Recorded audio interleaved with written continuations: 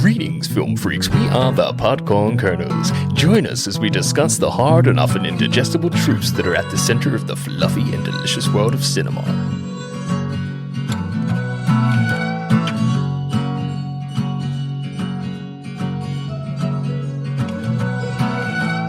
What's poppin', people? Welcome to the Podcorn Kernels podcast.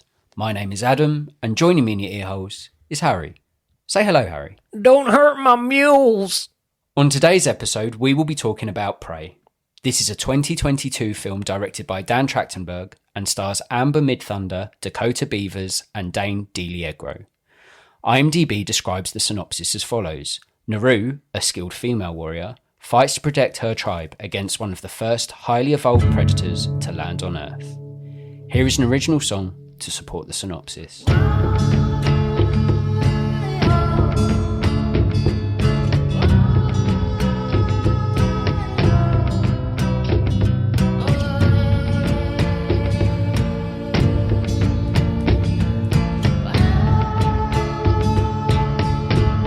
I know my aim is true. I know I can't see you. Restricted by my tribe. I'm not going to hide. I'm not going to die. You don't stand a chance. My skill set is advanced. I came on Earth to kill. Hunting is a thrill. Prophecy fulfilled. Prophecy fulfilled.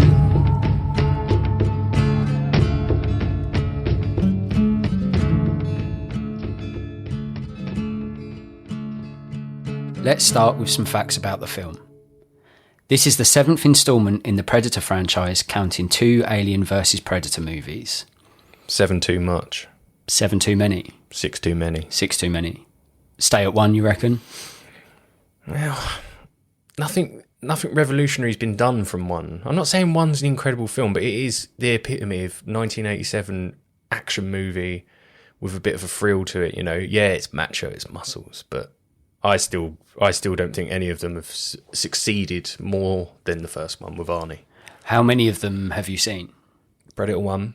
Yep. Predator 2. Yep.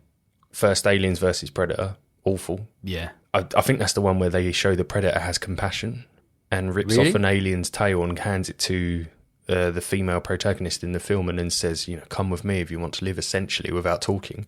Very poor. I haven't seen the Adrian Brody one, but I saw one recently where there's a huge predator. With predator dogs? I don't know. That's the thing. You just get lost in it, don't you? It's like Saw, excellent. Everything after that, you just lose. I could not tell you what one's which. Yeah, so I'm guilty of not seeing the first film, the original Predator. The only ones I've seen from this franchise is Alien vs Predator. Well, why would you even touch this? Remember nothing about it whatsoever. I saw the one with Adrian Brody, and I quite liked that one. It was one of the first Blu-rays I got, so I ended up watching that one far too many times, and I got a soft spot for that one. And the recent one, which was directed by Shane Black, who was in the original Predator, is that right? He plays Hawkins, yeah. Yeah, I watched that latest one, and I did not have a good time with that. That's the one with Boyd Holbrook in, and I think Predator dogs. So yeah, I wasn't a fan of the new ones. Oh yeah, the Predator. So there's Predators with Adrian Brody, The Predator, Shane Black directed. Yeah. Okay. It feels like it's a cash cow that's been milked far too much at this point, do you think? Yeah. Personally, I'm surprised to see some of the reviews saying masterpiece for Prey or this is what this franchise needed. I didn't get that. Yeah. I don't think it needed a franchise. No. Going on the fact that I haven't seen the first one, I was open to give this one a chance without having any loyalty to its material source. Yeah, I thought it'd be a good film to watch because it's been so well received since it's been released. So I was excited to see, maybe there's some life in the old dog yet. Maybe there's something that I haven't seen. I was excited.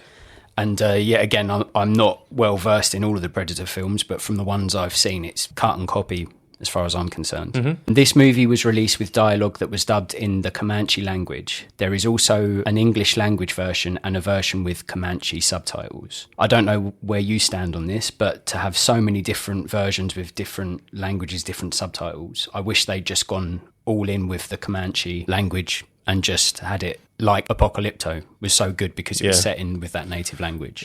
That's a huge dislike for me. Yeah. And it also throughout the film, strangely, it keeps jumping between the occasional, Comanche like proverb or like moment, and then it just jumps straight back to American. And I say American on purpose because, yes, it is the English language, but with very thick American accents. And that really cheapens it. Where they had an opportunity there to actually make this film stand alone in the Predator franchise, what that would have been was the language. Yeah. If the language would have been of native origin, they Dances of Wolves, they have it, and they learn the language together slowly as they go. As you were saying, Apocalypto's done excellently. Even if obviously you can't replicate the Plains Nation's language exact, you take what you do know of native language and you use it. Very odd that all throughout the film they jump back and forth between these languages, and might just be how I watched it, but it didn't have subtitles for the French language in the film. Yeah. Didn't have subtitles for when they spoke in Comanche. Yeah. Which was really odd. It was a very strange balance between the languages, and if they had gone the whole hog and done it all in Comanche, it would have added an element of authenticity, and I for one would have enjoyed it more, I think. But I guess the argument is if they want to appeal to the masses, there's going to be a lot of people who aren't willing to watch a film and read subtitles for 90 minutes.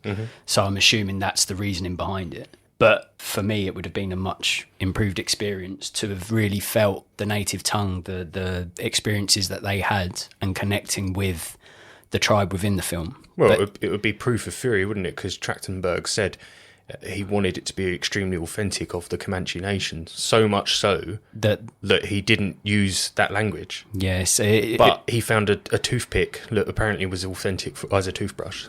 Yeah, weird, isn't it? We've got a lot to say already. Yeah. On the facts, good sir. My final fact is, though still advanced, the technology used by the feral predator is much simpler than previous films. E.g., the camouflage sections are larger, less armour, and the HUD is very streamlined and simplistic. Now, that was an element of the film that I did like. It's set, 300 years in the past? Thereabouts. Yeah. And to see that the predator's not as technologically advanced alongside with the tribe that he's combating, I thought that was quite cool because it shows that there's been technology advances within. Even for the predator race, they're also going along with their evolution of technology, aren't they? Yeah. And I thought that was an interesting insight to things. They're obviously what they had is more advanced than the Comanche tribe, but from what I remember from the Predator films that I've seen, it was really high tech, really sci-fi, really impressive. So he had a shoulder cannon in the original, and he had a disc and a spear and his hand claw. So the only thing that would have been the technologically advanced weapon would have been the shoulder cannon, which shot some sort of blaster. But they sort of seem to have skipped over certain technologies and got to invisibility, like a cloaking device. Yeah. But didn't have a gun. It's kind of odd. But I agree with you. Like, he's less technically advanced. Yeah, I think that evolution of the Predator character, like seeing this as his first entry in the universe in terms of timeline, still impressive though. I quite like that side of things. Yeah, bro. What did you like about the film? The setting, what you just mentioned. Yeah. The fact that it was set 300 years before was the whole bait and switch for me. That's what lured me in. Yeah. I thought, well, that's a good enough twist for me to actually give this a shot. Whereas I've totally foregone Aliens versus Predator films and, the subsequent ones after the original. And, I think the setting was enough for me to give it a shot. And then obviously the reviews started kicking. So I thought, this could be a nice surprise, a nice pleasant surprise, like a District 9 or something. Yeah. The setting. And as you mentioned, like the Predator's equipment's not advanced, which is a nice touch. Yeah. They could have made more out of the setting, and if they had chosen to go with the Comanche language, I think the setting, the environment, the language would have offered something really, really different. So I think it was a really good idea, not brilliantly executed. I would agree with you. I've actually got that written down as one of my favourite things, was the setting of it all. Kill two birds with one stone, Bubba. Yeah, go full hog. Have it all. A completely immersive experience where maybe the dialogue's limited. It's all Comanche language. You see the restrictions of what the predator's got, what the restrictions of the tribe has, and meld that all together and have faith in the audience that they'll be able to read subtitles. I feel like it would have been just a whole better experience if they really honed in on that side of things. They're trying to give you this idea of the Comanche nation, and then American language cuts through it and just kills it. It's like... It's distracting, isn't it? Highly. And also the way it flits between, like you mentioned earlier, it flits between their native tongue and then traditional English. And then French lads get involved, and that's not even subtitled, so you don't really know what they're saying either. The argument there is that the tribe don't know what the French are saying, so maybe we shouldn't be understanding. And you, by watching it, you get a general idea of what's going on. But yeah, you pair all of that together, and for me, a good idea is ruined by their lack of being willing to execute it single-mindedly. Just go for the authentic experience. Let's just see how a real tribe in the real language would be against this outer space threat. So is this just not the way it is going in terms of Disney and stuff, though? Like, should we put the hard work in, pull off something that's not only entertaining but respectful and respected? But it seems they're always going to take the easier way out. Yeah, because the people that are subscribing to Disney Plus, they just want continuous entertainment, and it's probably quicker to make in terms of research and all of that. If they don't use the traditional language, it's probably an easier process, and the likelihood is that it's going to appeal to more people if they make it relatable with the language and sort of little quips that we can relate to in this modern world and stuff like that. When you watched, say, Das Boot or Squid Game, did you watch it in its original language and have subtitles, or did you listen to it in the dubbed English? For me, if there's a choice, it's original language. Always. 100% of the time. Yes. Because the dubbing for me is far, far more distracting than reading something. The beauty of having subtitles is you don't necessarily see if there's bad acting or bad performances, because you don't understand the tongue that they're speaking in. So you're focused on what's on the screen and reading the words. So I think it can work in a film's favour if you don't speak the language the film is. For me, dubbing, I genuinely don't understand people that would choose dubbing over reading, because normally it just doesn't fit. The character that's speaking and the voice they dub it with are just so bizarre. I get some early, kung fu movies in the 70s. Yeah, wanted a US audience because kung fu and karate was coming up. And fair enough when you get, your early Jackie Chan and Bruce Lee films and they've been dubbed. But we're well past that now. Yeah, we've evolved. Surely people can read a little bit of dialogue on the screen and pair it with what's going on. Like Dan Trachtenberg, to put down the fucking toothbrush and pick up a Rosetta Stone. Yeah, I like that. Is there anything else you liked about the film? Cinematography, it's shot in Canada, breathtaking scenery, especially in the opening sequences. You see like Alberta, Calgary, and that just insane Canadian wilderness. And that's a gift. If you've gone all the way out there and you've put them tents up and you're doing some location shooting with that backdrop, you do not talk in an American accent. You don't do it. Yeah.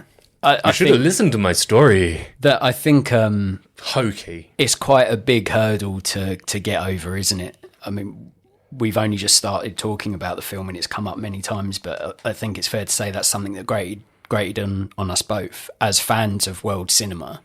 It's just something as simple as the language is enough to derail the film. I think what you said's perfect. If they didn't want it to be dialogue heavy, they could have got away with every so often just a Comanche, few words, a couple of proverbs. It could have been quite a quiet film, more about the feel and sound of nature rather than then these huge sort of grumpy teenager dialogue. I couldn't track with that. Yeah. We got a lot to say.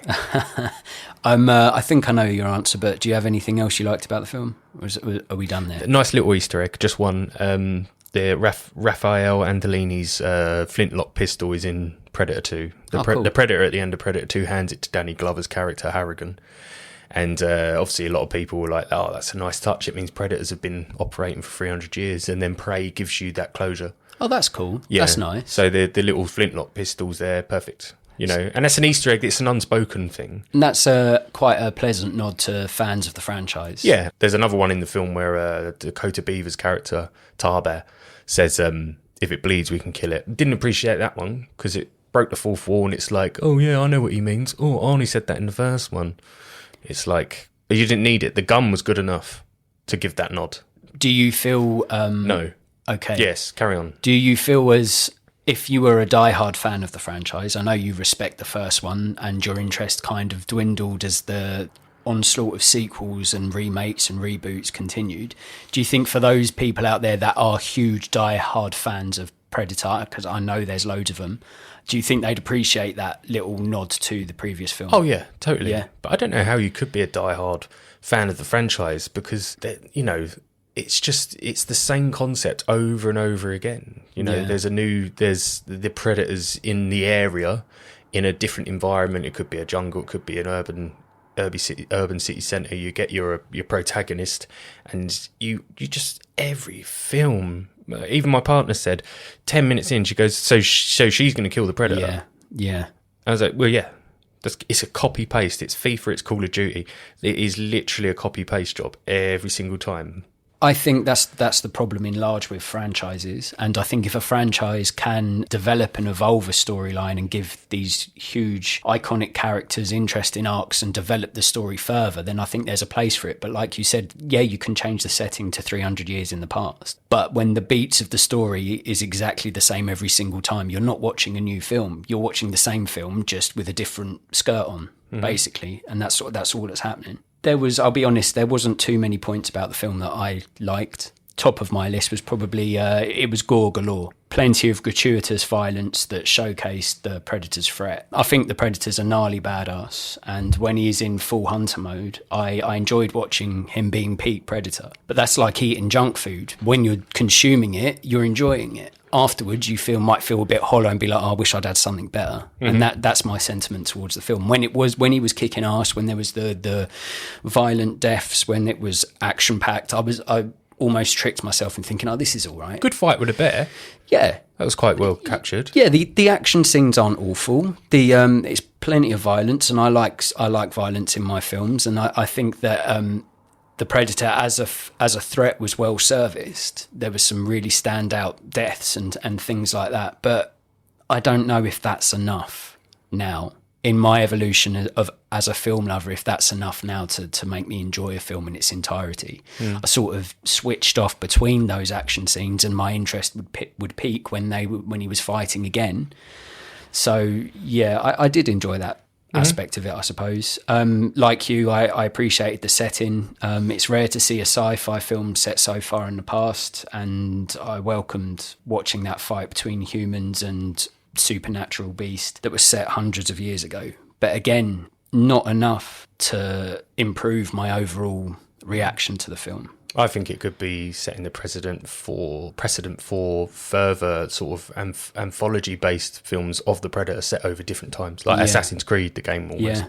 I reckon you might see a Vikings one in it. You might see a Vietnam one. I think they want to franchise it even more. But that's the problem. If they put something like this out and the majority of people's responses is positive, they're going to be like, what did they like about it? Oh, it was set in the past. Oh, let's set it in the future. Let's set it even further in the past. Let's set it in, I don't know, World War II. Let's see where we can go with it. And people will lap it up and keep watching it. I can't believe the reviews it's getting. It's unreal. The fact that it's so well received, I think you're right.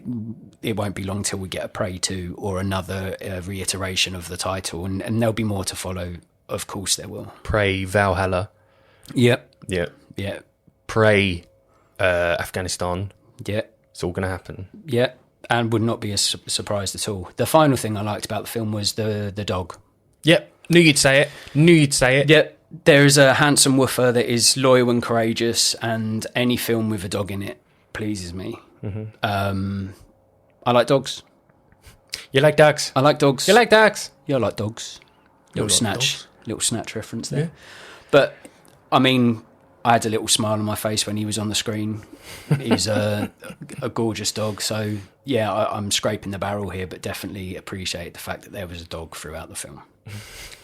What elements of the film didn't you like? I won't spend too long on it because we already covered it, but I think we live in a very lazy and ignorant world if we can't just give this film a bit of Comanche language and drop the English language. But we don't have to we don't have to stick on that point because we've both made it.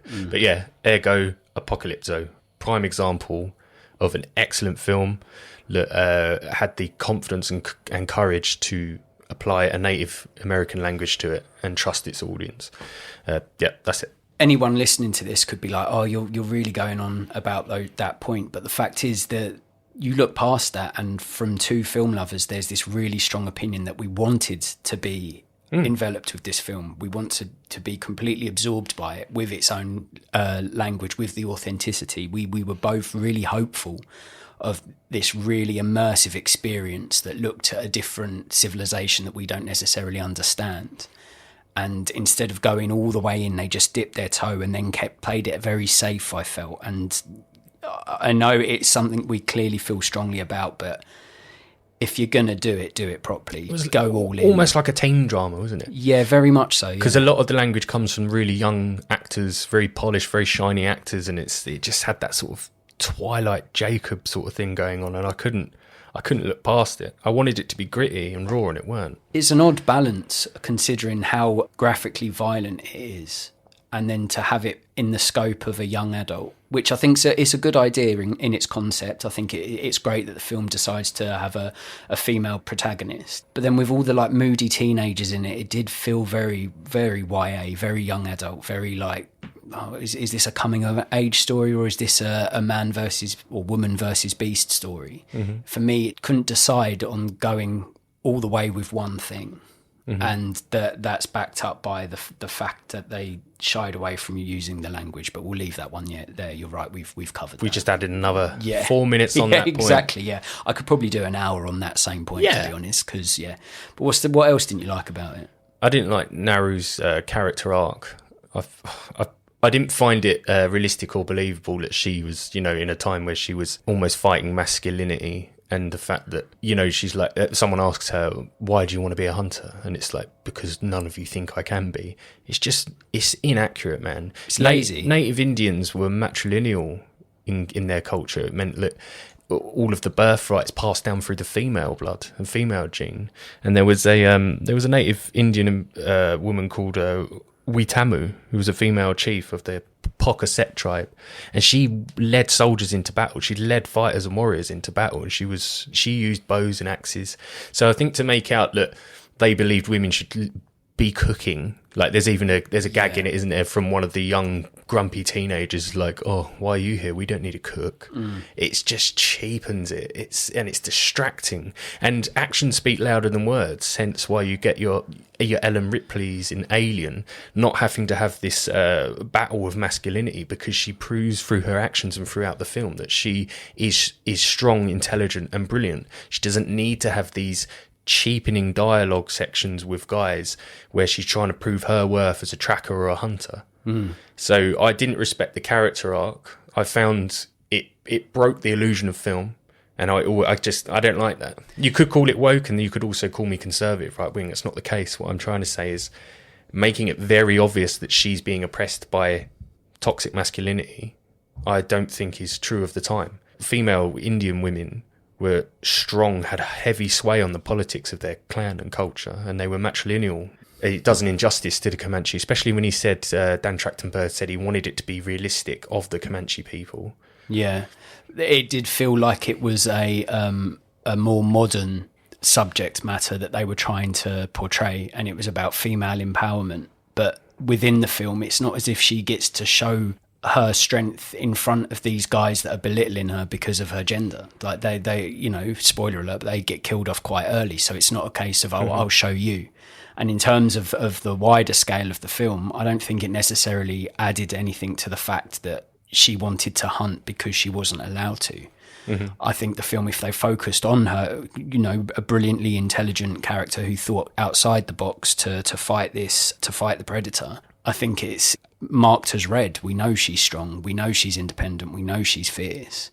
And I do wonder if that's the male perspective. I wonder if a young female watched this, maybe they would have felt empowered by the plight of the lead character played by Amber Midthunder. I'm not sure.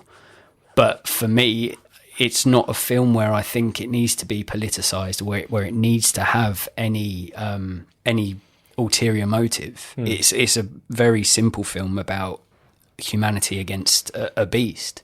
So adding all that subtext, I don't think it enhanced the film No. in the slightest. So you could have portrayed her strength and her equality through just letting the film run its natural course. Yeah, and it does so, doesn't it? Because she is effectively a badass. She is entangled in a one-on-one fight with the Predator.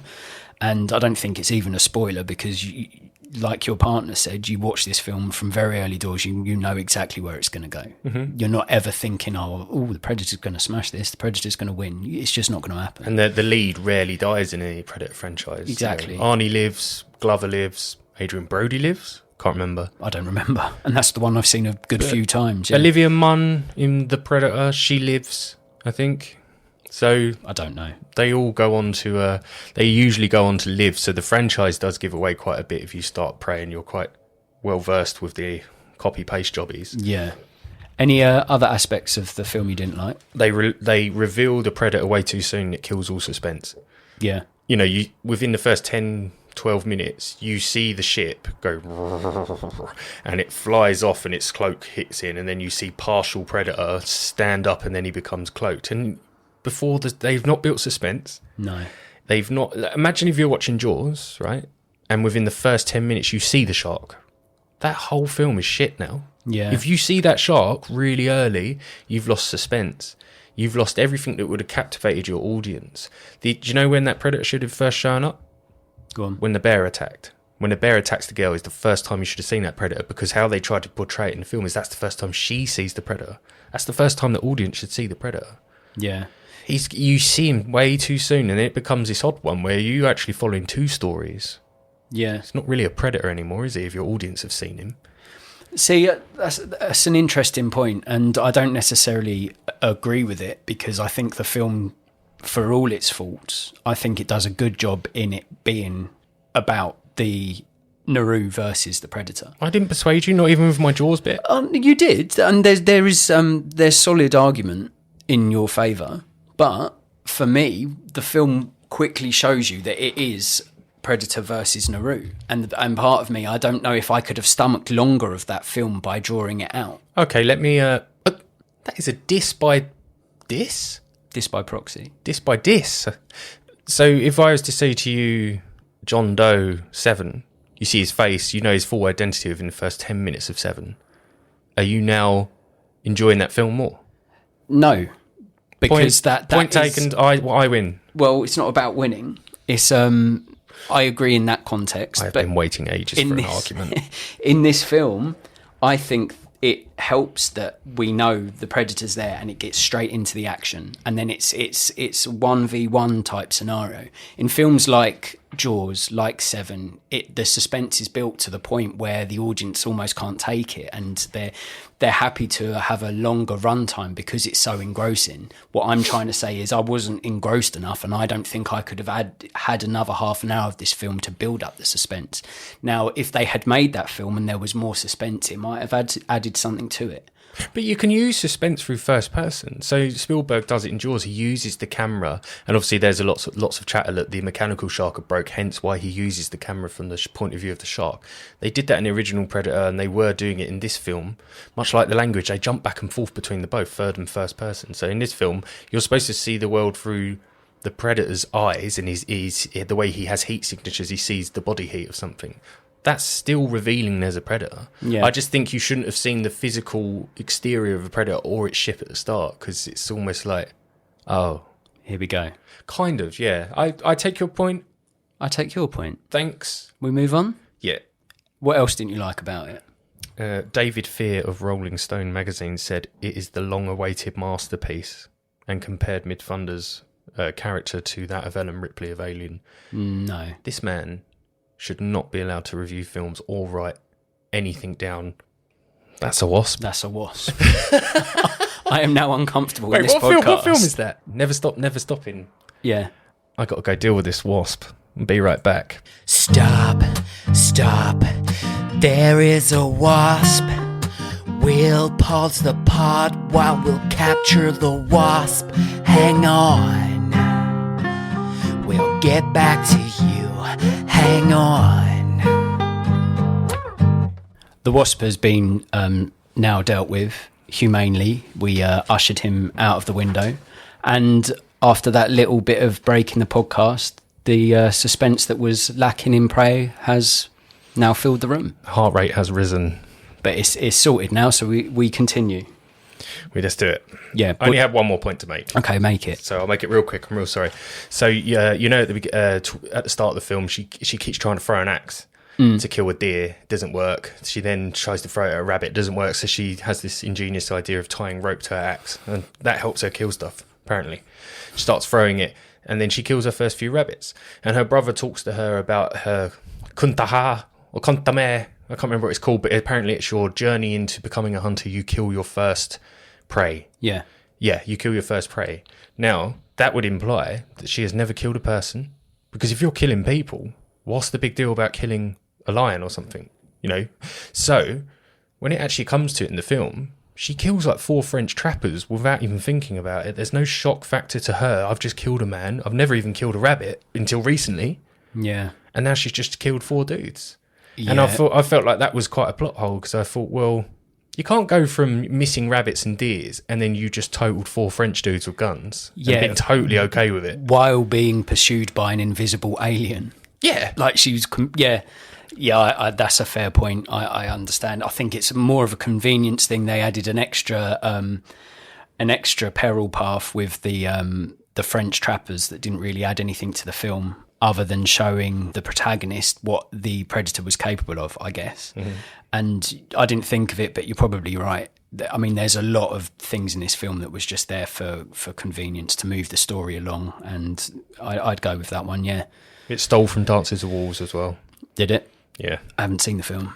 Just the skinned buffalo en masse in a field, and it shocks the Indians because they utilise every part of the animal. That happens in Dances with Wolves. Yeah. Exactly the same. Yeah. Just saying. Carry on. Okay. I'm done. Stop me now. Okay. Otherwise I'll just keep going. The parts of the film that didn't work for me, well, all of it basically, but the predictable protagonist path. As you mentioned, as your partner mentioned, you just knew where the film was going to go once the lead character is told she isn't allowed to hunt.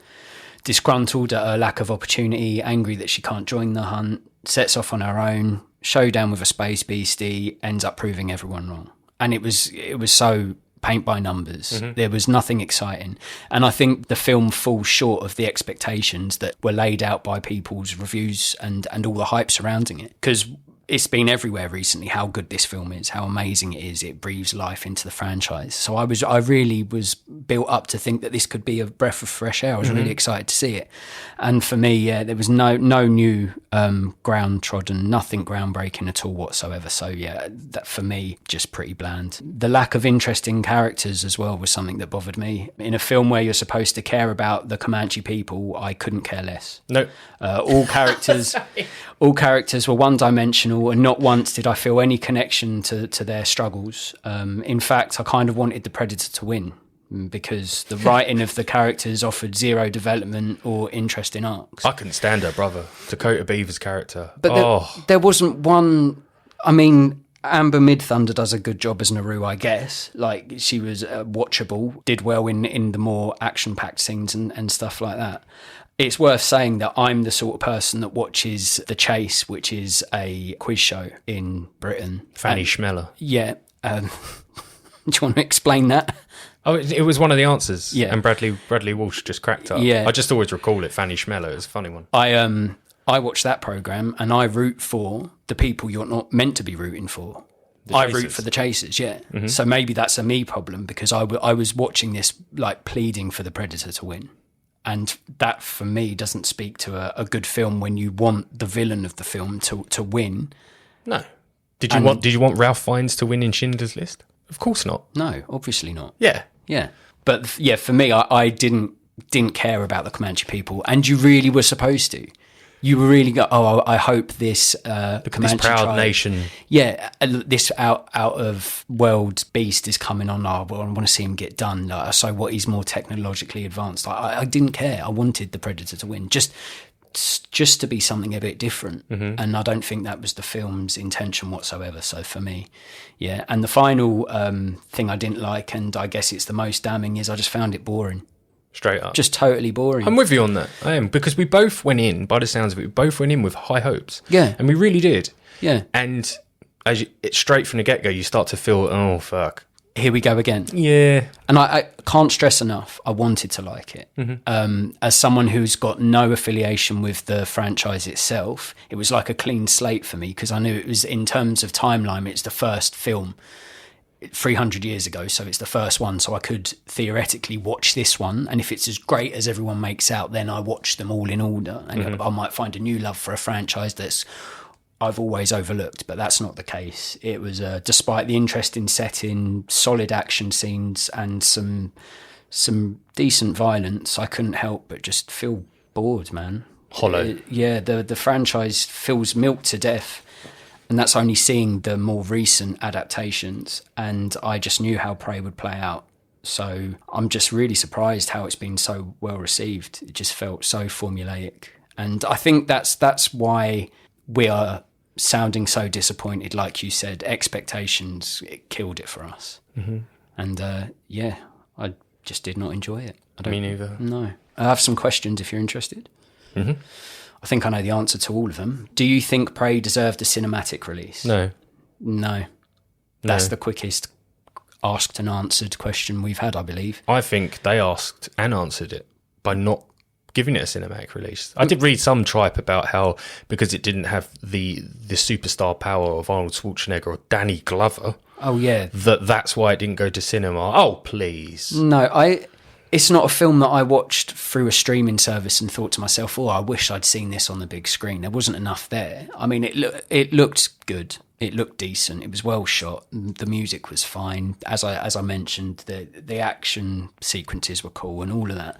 I wasn't thinking of going, oh, they've missed a trick here. That should have gone on a big screen. I'd have loved to have paid £15 to go to the cinema and watch this. I mean, I'm glad I didn't. Yeah. But I know that a lot of people almost feel shortchanged that they haven't got a bigger screen experience. Put it this way, it was no Fury Road, which is led excellently by Theron as Furiosa.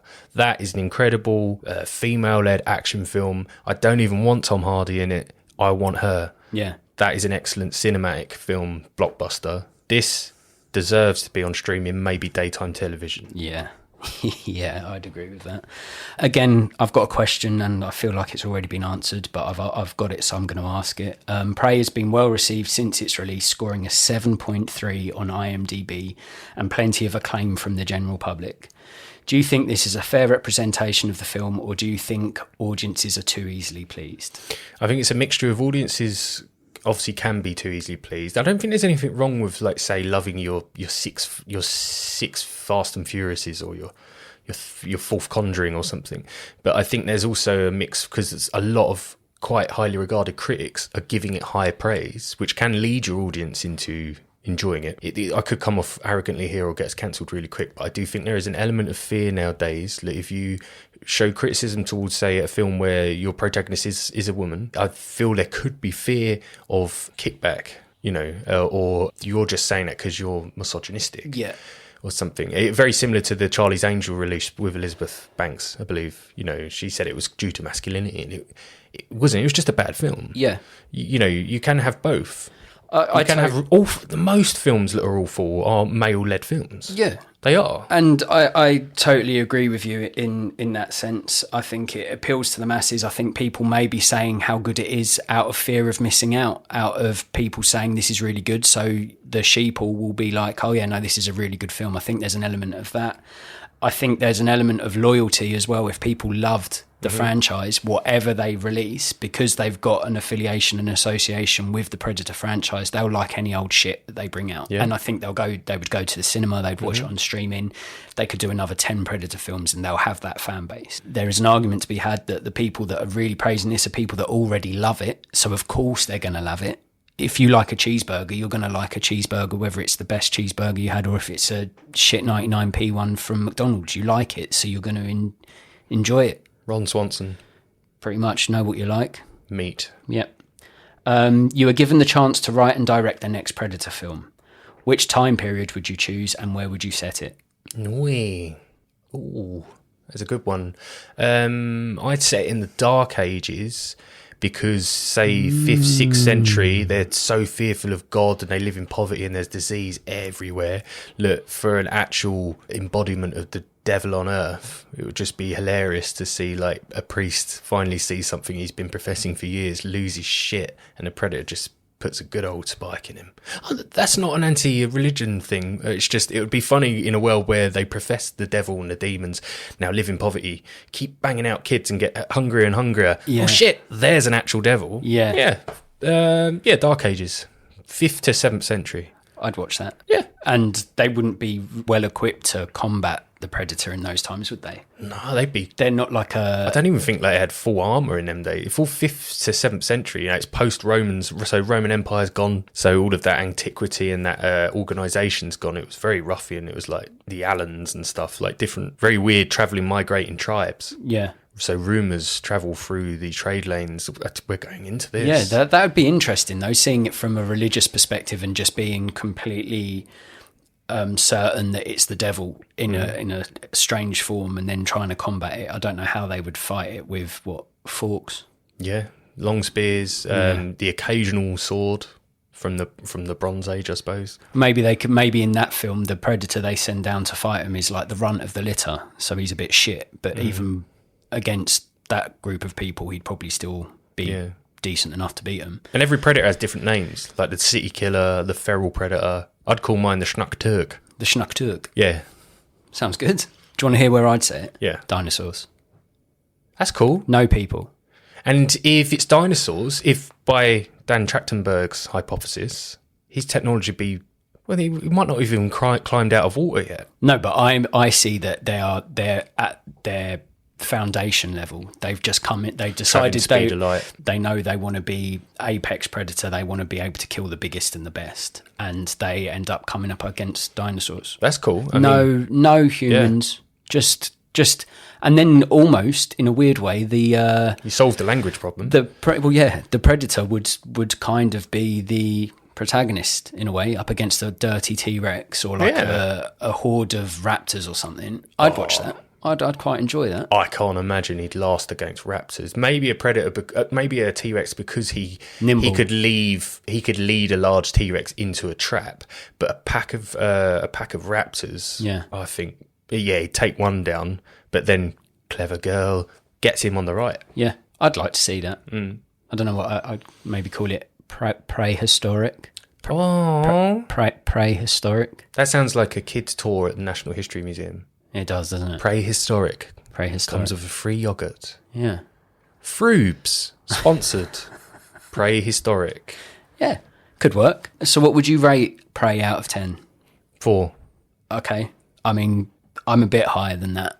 I'd gone bang in the middle on 5. You're quite generous, I think. And I'm only generous, I think, because when it was being action, when it was being violent, I was lightly entertained. But yeah, for me, it was a shell of what it could have been. I think bolder choices would have improved the film. But as we mentioned, it's got its fan base, so people are going to like it regardless of what they put out. That gives Prey a total score of 9 out of 20, just below average. But again, if you're a fan of that world, if you like mindless popcorn movies, then you'd probably enjoy this one. Consider watching this one if you enjoyed Apocalypto, any of the other Predator films, and Bone Tomahawk. Should we play a game? Yeah. The game in question is What the Plot, where the rules are simple and the results quite the opposite. Harry will conceive an original idea from his big and beautiful brain and give birth to a plot.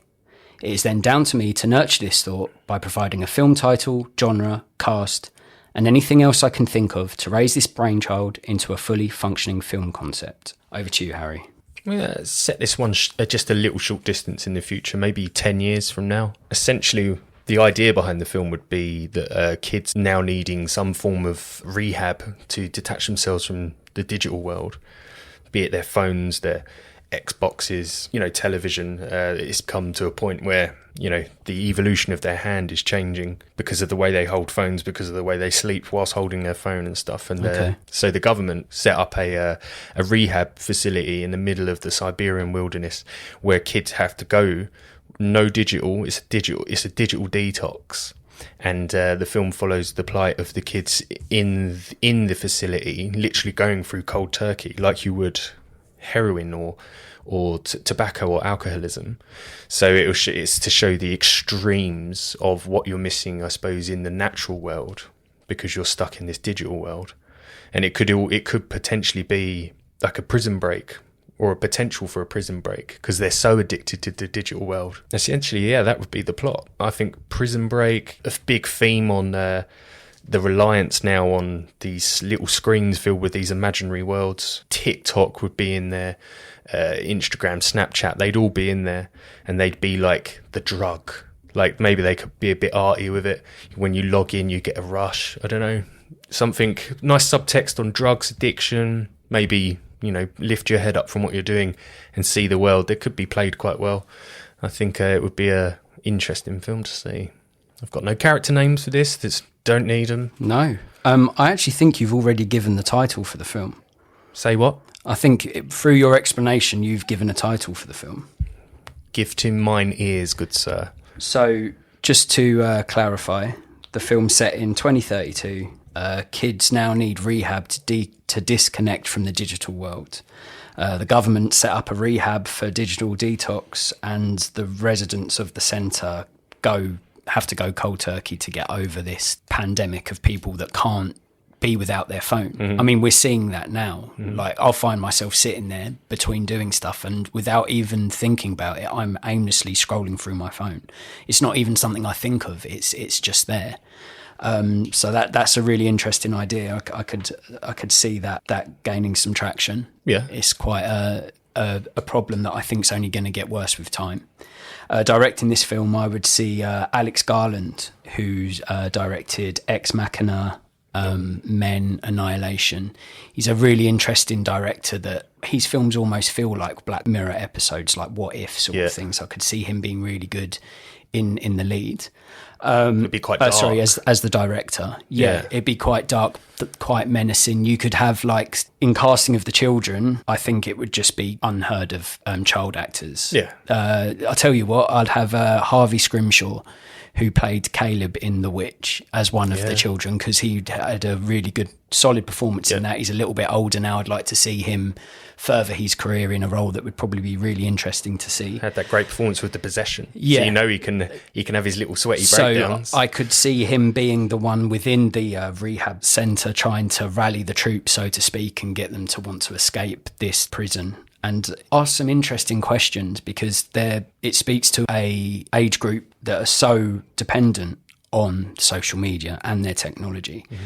So I'll offer some really interesting questions to see how they would live in a time where there wasn't that technological advances and stuff like that. Maybe they happen across books that have been purposely placed. Yeah. So during their crazes, they just look at the book in frustration, throw it down, and then pick it up and start to read it. Yeah. And it's like Moby Dick or something. Yeah. For some reason, I don't know why, but I've got an image of Sean Bean in my head as being like an enforcer, like a Nurse Ratched sort of character from One Flew Over the Cuckoo's Nest. Are you going to kill him? Like he dies in everything? Well, I think it's written into his contract that he'll have to die by, I don't know, iPad being thrown at his head or something like that. So he would have to die in the film. But so it'd be an Alex Garland film, sci-fi drama / thriller, with Sean Bean as the enforcer and Harvey Scrimshaw as the young lad who's trying to rally the troops and escape this non-digital prison. And you gave the title, as far as I'm concerned, I would call it Digital Detox. The problem with the youth of today is they don't know how to be bored. Here at the Freehand facility, you will learn how to combat boredom with knowledge and education. Now, kids, let's hear your oath. This is my phone. This is my Bible. Free me from the constraints of social media and help me find independent thought. I think I found a way to escape. Hashtag brave. I've heard John has a Nokia 3310 on the second floor. Hashtag retro. Don't you want to see what is trending on Twitter? Hashtag. I miss Snapchat. Hashtag YOLO. How will I know how to organise my sock drawer without TikTok? Hashtag organisational skills. Hashtag freedom. Hashtag escape. Hashtag our rights. Hashtag we matter. Hashtag digital detox.